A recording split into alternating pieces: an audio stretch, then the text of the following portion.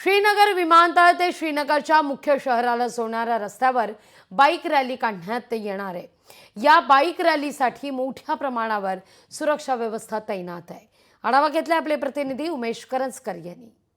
उपमुख्यमंत्री एकनाथ शिंदे आज श्रीनगरमध्ये येणार आहेत। जो त्यांचा रक्तदान शिबिर जो कार्यक्रम ठेवण्यात आलेला आहे, या कार्यक्रमामध्ये सहभागी ते होणार आहेत, स्वतः रक्तदान करणार आहेत। आणि आता मी जिथे उभा आहे हा श्रीनगर मधला एअरपोर्टचा रस्ता आहे। हा एअरपोर्टचा रस्ता थेट आर्मी कॅम्प हॉस्पिटल जिथे रक्तदान शिबिर भरवण्यात आलेलं आहे तिथेच जोडला जातो।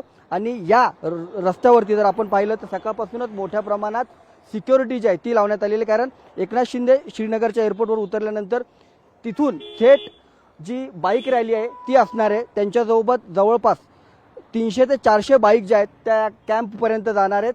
ही मानवंदना असणार आहे त्या सैनिकांना ज्यांनी सिंदूर ज्या ऑपरेशनमध्ये त्या सैनिकांनी सहभाग घेतला होता, पाकिस्तानला धूळ चारली होती, त्या सैनिकांना मानवंदना देण्यासाठी ही बाईक रॅली असेल।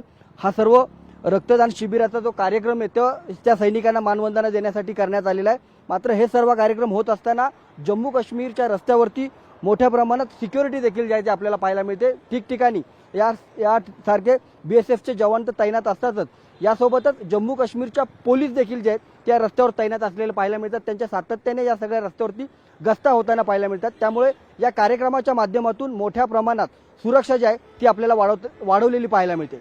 कॅमेरामन विनीत सोबत उमेश करंजकर, लोकशाही मराठी, काश्मीर।